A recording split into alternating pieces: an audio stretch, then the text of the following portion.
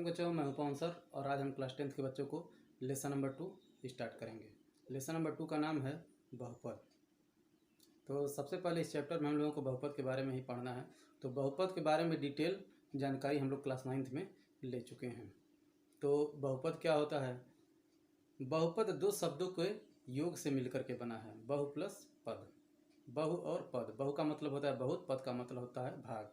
ऐसा व्यंजक जिसके बहुत भाग होते हैं उसको बहुपद कहते हैं। हो गया समझाने वाला परिभाषा। लेकिन इसको गणित की भाषा में कैसे कहेंगे?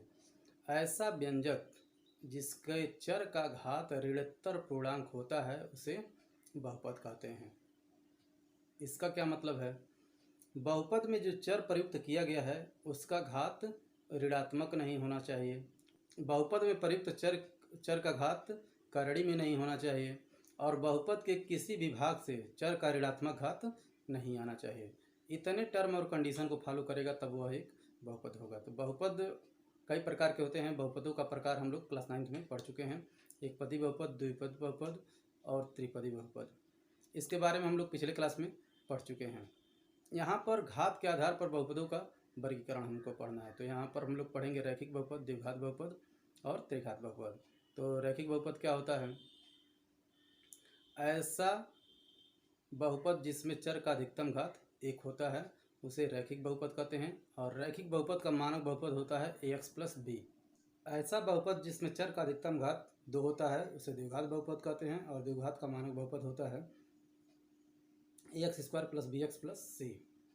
और इसका उदाहरण 2x square plus 3x plus 5, x square plus 2, x square plus 5, 3x square plus 5x plus 6। इस तरह से द्विघात बहुपद के उदाहरण हो जाएंगे। अब बारी आती है त्रिघात बहुपद के। ऐसा बहुपद जिसमें चर का अधिकतम घात 3 होता है उसे त्रिघात बहुपद कहते हैं। अब त्रिघात बहुपद का मानक बहुपद देखें। त्रिघात का मानक बहुपद होता है ax cube plus bx square plus cx plus d। अब इसके त्रिघात के बहुपद के उदाहरण में हम लोग जो भी उदाहरण लेंगे उसमें चर का अधिकतम घात 3 होना चाहिए। तो उदाहरण देखें, x cube plus 3x square plus 5x plus 6,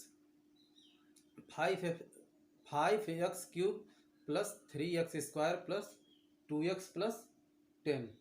और उदाहरण देखना चाहें तो 10x cube plus 5x plus 5, यानी कि चर का अधिकतम घात 3 होना चाहिए, उसे त्रिघात बहुपद कहेंगे। अब अगला टॉपिक है किसी बहुपद के शून्यक का ज्यामितीय अर्थ क्या है। तो कोई भी बहुपद रहेगा तो उसका ग्राफ खींचना हम लोग पिछले क्लास में पढ़े हैं और इस क्लास में भी आगे पढ़ेंगे। तो कोई भी किसी भी बहुपद का ग्राफ खींच रहे हैं, वह ग्राफ x अक्ष को जितनी बार कट करेगा बहुपद के उतने ही शून्यक होंगे। एक बार और सुनिए, किसी बहुपद का ग्राफ x अक्ष को जितनी बार कट करेगा बहुपद के उतने ही शून्यक होंगे। कहने का मतलब यह है, यदि कोई ग्राफ है x अक्ष को 1 बार कट कर रहा है तो उसका 1 शून्यक होगा, 2 बार कट कर रहा है तो 2 शून्यक होगा, 3 बार कट कर रहा है तो 3 शून्यक होगा। और यदि वह ग्राफ x अक्ष को कट ही नहीं कर रहा है तो उसका कोई शून्यक नहीं होगा।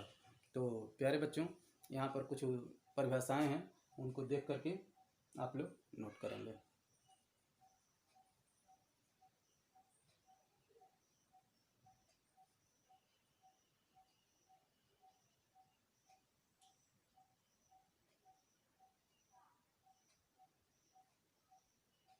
यहाँ पर त्रिघात बहुपद लिखा गया है।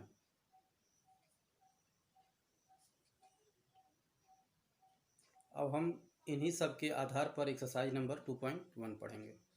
प्यारे बच्चों, जैसा कि आप लोगों को स्क्रीन पर एक्सरसाइज नंबर 2.1 दिखाई दे रहा है, इसमें लिखा है किसी बहुपद px के लिए y इक्वल टू px का ग्राफ नीचे 2.10 में दर्शाया गया प्रत्येक स्थिति में px के शून्यकों की संख्या ज्ञात कीजिए। तभी जैसा हम बताए हैं, यहाँ पर यह ग्राफ खींचा गया है, x अक्ष को कट नहीं कर रहा है तो इसके कोई शून्यक नहीं होंगे, यानी कि शून्यकों की संख्या 0 होगी। और यहाँ पर यह ग्राफ देखिए, x अक्ष को 1 बार कट कर रहा है तो इसके शून्यकों की संख्या 1 होगी। यह x अक्ष को 3 बार कट कर रहा है तो इसके शून्यकों की संख्या 3 होगी। यह x अक्ष को 2 बार कट कर रहा है ग्राफ तो इसके शून्यकों की संख्या 2 होगी। यह ग्राफ शून्यकों x अक्ष को 1 2 3 4 बार कट कर रहा है तो इसके शून्यकों की संख्या 4 होगी। यहाँ पर यह इस ग्राफ में यह जो रेखा या जो वक्र बना हुआ है यह यक्स अक्ष को एक बार कट कर रहा है और 2 बार टच कर रहा है, तो स्पर्श कर रहा है। तो स्पर्श करने वाली रेखाएं केवल एक जगह पर, एक बिंदु पर प्रतिच्छेदित होती हैं। तो यह 2 बिंदु पर स्पर्श कर रहा है तो 2 बिंदु हो गया, और एक जगह पर कट कर रहा है तो 3 बिंदु हो गया। तो यहाँ पर छठवें का 3 शून्यक होंगे। प्यारे बच्चों, अगले वीडियो में हम लोग एक्सरसाइज नंबर 2.2 से पहले कुछ महत्वपूर्ण सूत्रों का निगमन पढ़ेंगे और एक्सरसाइज नंबर 2.2 पढ़ेंगे।